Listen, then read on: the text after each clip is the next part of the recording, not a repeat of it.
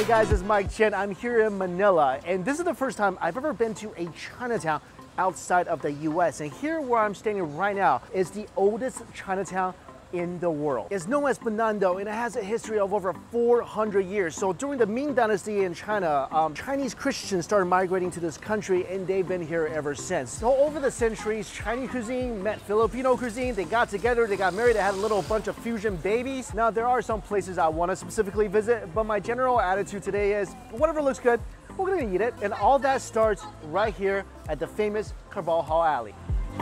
Oh, look, little kitties. I'm gonna leave them alone because I hate it when people try to wake me. Oh, you're up. Did not look happy. That was a pure look of hatred right there.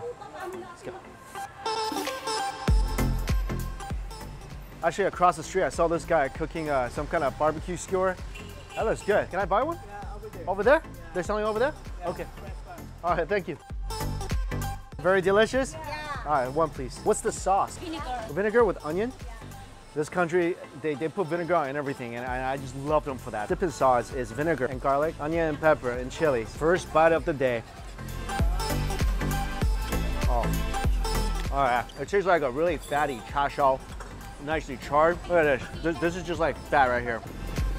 Oh, that piece was for hardcore fat lovers right there. That fat's gonna do a little explosion in your mouth. And if you're not ready for that, that's gonna put you out. But for me, this is a great start to my day. Let's keep going. Look at this. Whoa, I think she's frying like pork cutlet here. Thank you. Really crumbly and crunchy on the outside. I think there's some citrus in here because I see a lemon seed. Wow. Guys, hear that crunch? This actually tastes a lot better than I thought it was gonna taste. So I figured it'd just be like oily and fatty, that's it. This is actually quite delicious. It was a little spicy, a little sour flavor with the citrus. Balances this out fantastically. Very good. Thank you. This is fantastic.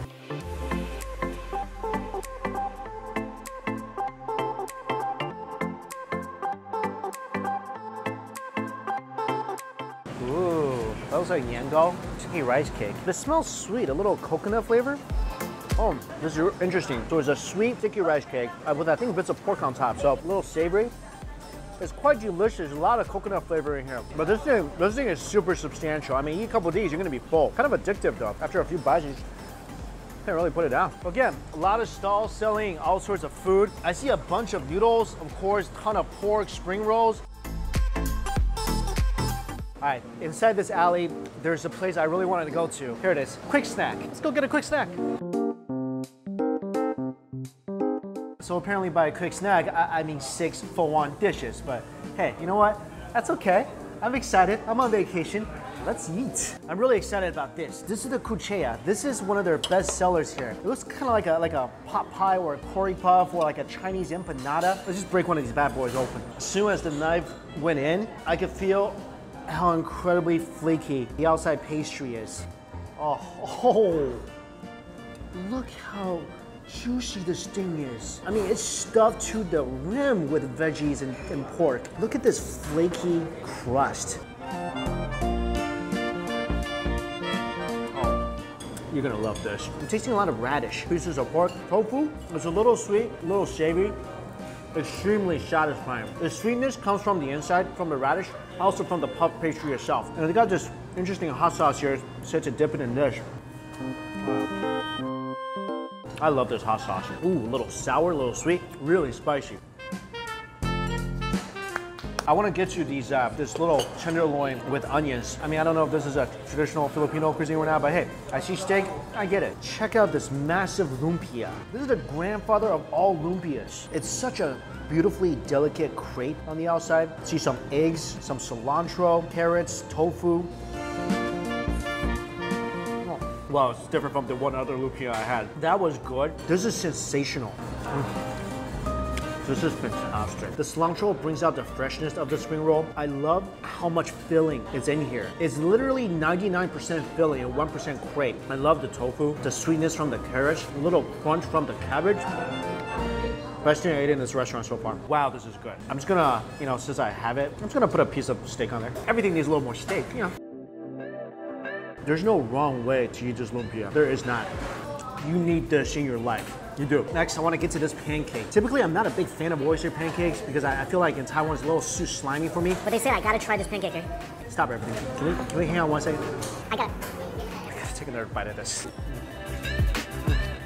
And actually, I forgot something, guys. There's a sweet sauce that kind of go with these spring rolls. Look at that. Oh, it's like a sugary honey glaze almost. Just the greatest thing. Must get when you come here. Topped with cilantro. It feels very soft in the center. On the edges, the eggs are slightly crispy. Oh, so much oysters in here. And you're supposed to eat it with a little papaya salad. It's soft in the center, but it's not really gooey. Oysters, cilantro, bean sprouts. I mean, this is a stuffed pancake. In the papaya salad, there's a little bit of ginger. That gets rid of any of the seafoody flavor that's in this pancake. This is one of the better oyster pancakes I've had because, like I said, it's not a simple gooey batter oyster pancake. So even though I'm not a huge oyster pancake fan, this is pretty good. I think if you like oyster pancakes, you'll love this. This is the satay mi gustado, one of the most popular dishes here. Smells a little sweet, a little peanutty. There's some satay sauce in here as well. I think it's also a bit spicy. Very really saucy noodles. I do love the crunch factor from the kung xin cai, and I like how tender the beef is. But noodles with the peanut sauce, that's gonna fill you up. My last dish here, this is the Mickey Bihong. It's a combination of thick noodles with thin rice noodles, and with shallots and onions on top, shrimp, pork, and fish cake. It's like everything I love in a bowl. Wow. There's a lot of flavors going on here. There's porky, there's also fishy, there's also shrimpy. And it has that typical stir-fry flavor to it. I feel like the flavor is good. Slightly overly oily for me. Is in need of some hot sauce here. There it is. Just had a lot of good food in Carvalho Alley. Need to take a walk. And we are going on to Ampen Street. This is a massive street. A lot of good eats here. Let's go.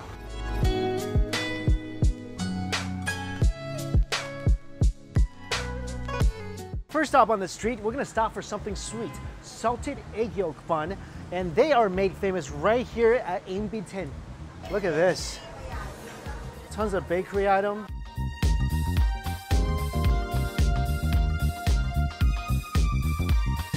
And right here, ube bao and the lava ball right here. This is gonna be awesome. And this place is connected to a cafe mezzanine, so we're gonna go here, eat the buns here because I'm about to order a noodle soup here that it's kind of special. Can I get a soup number 5, please? Ube bun. That's pretty, by the way. Okay. I feel like the ratio of dough and filling is kind of off because there's a lot of dough. And they give me a sauce to go with it.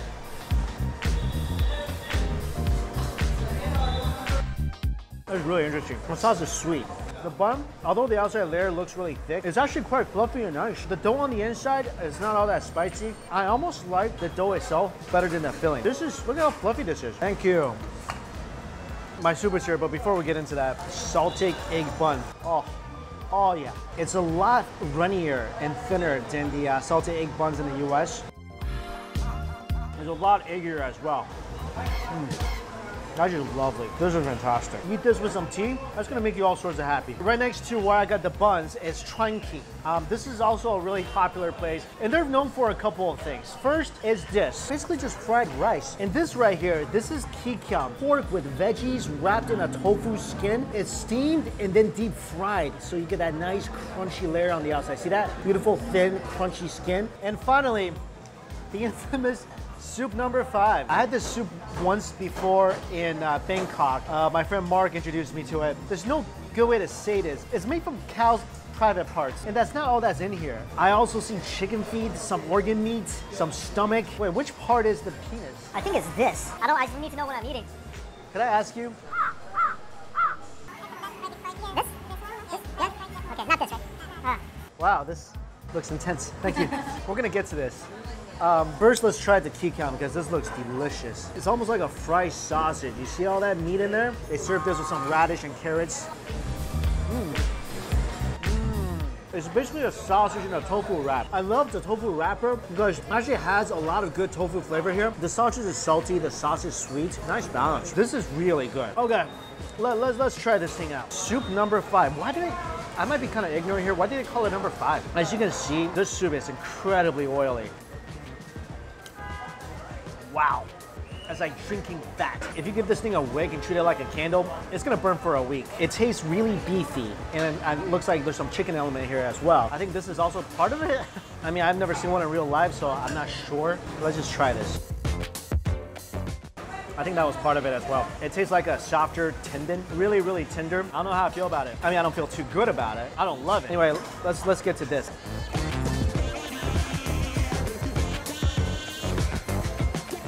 I feel like I've been chewing that for a long time. It tastes extremely organy, kind of break it up, almost like fish eggs. This is not my thing at all. I think I would pick any number besides soup number 5.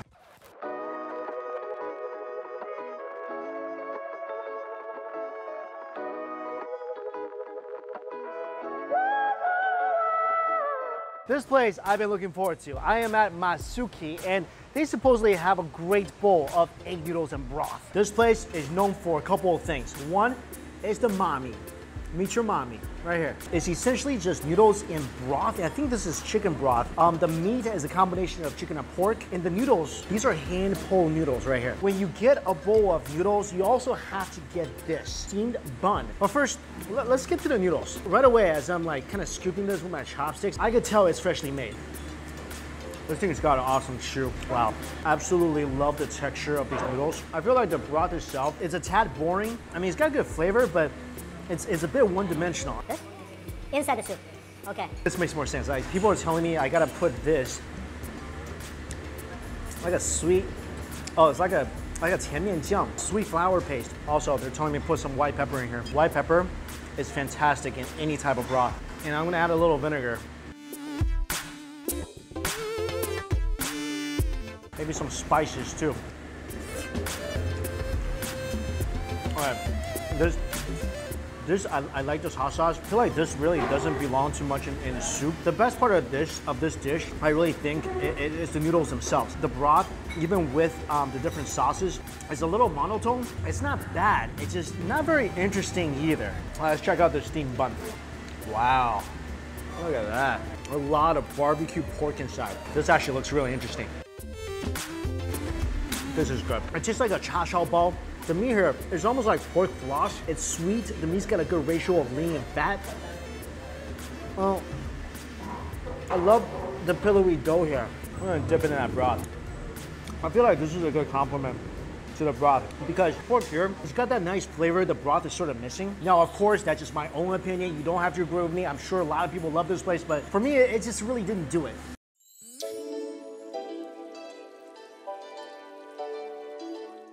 I see a place I kind of want to visit. Shanghai Fried Siopao. Can I buy one? You fry it before you steam it? Yeah. Interesting. Never heard of that, but pretty cool. It's like polar opposite from one side to the other. Superbly bouncy and soft, delightfully crunchy, extremely hot. Oh, it's juicy. See all that juice that's in here? Also the ratio, look at this. The ratio of the filling to the dough, that's really good. I mean, it's a big, fatty filling right here. Those are solid, guys. And guys, this is awesome. That was great. That was great.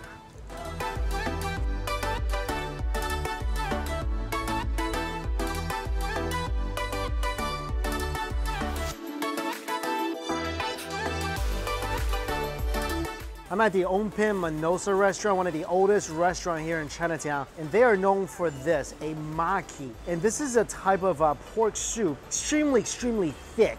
Look at this pork soup, oof. And it's loaded with pork. Oh my, look at all the pork they put in here. This small container is like 90% pork. Oh, I get on board with this. The soup, as you can tell, extremely thick. And the pork itself, I feel like this thing has been stewed in here a long time because this thing came off in just like a tiny nibble. This thing definitely needs a little something. It's almost overly flavorful. So I think a little white pepper, ooh, yeah, definitely makes this whole thing a little pepperier, a little spicier. If you want to try some ridiculously tender pork, this is it.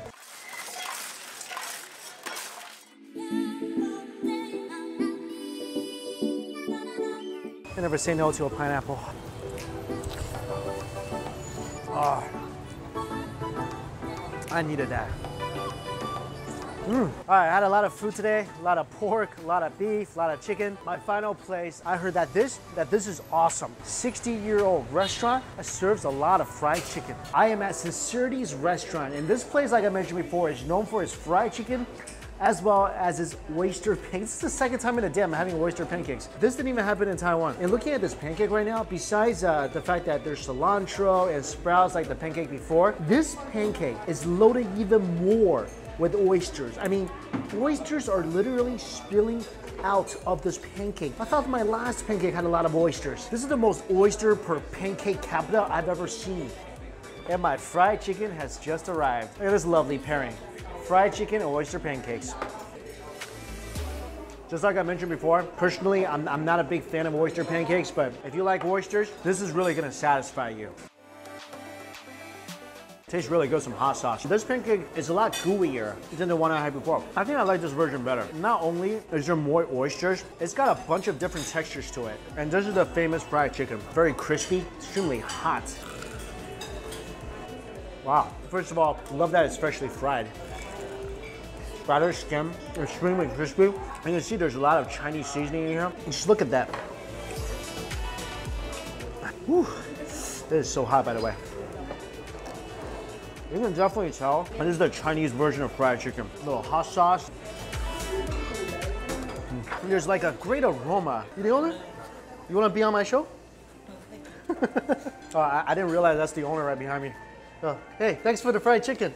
So he tells me that, yeah, it's garlic, there's soy sauce, 5 spice, a little vinegar, and then marinate it overnight. So you don't need any spice at all, you just kind of eat it the way it is. That's fantastic, man. Good job. Thank you.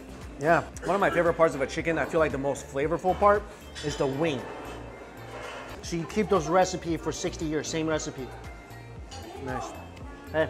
All right, guys, that wraps up my day here in Binondo, oldest Chinatown in the world. I think some of my favorite things today, the salted egg bun from NB10. I like the kikiam from Trunky. I think if you like oyster pancakes, you're gonna love this one here. The fried pork bun from that Shanghai place. And you know that piece of pork chop I had really early in the day? I keep thinking about that delicious piece of pork chop. I think I might have taken 5 years off my life, but still, hey, it's worth it. And that piece of sticky rice cake, man, that's gonna bring back memories. But all in all, really fun food day in this very historic Chinatown. I've been loving my time in the Philippines so far. Thank you so much for watching this video, and until we eat again real soon, I'll see you later.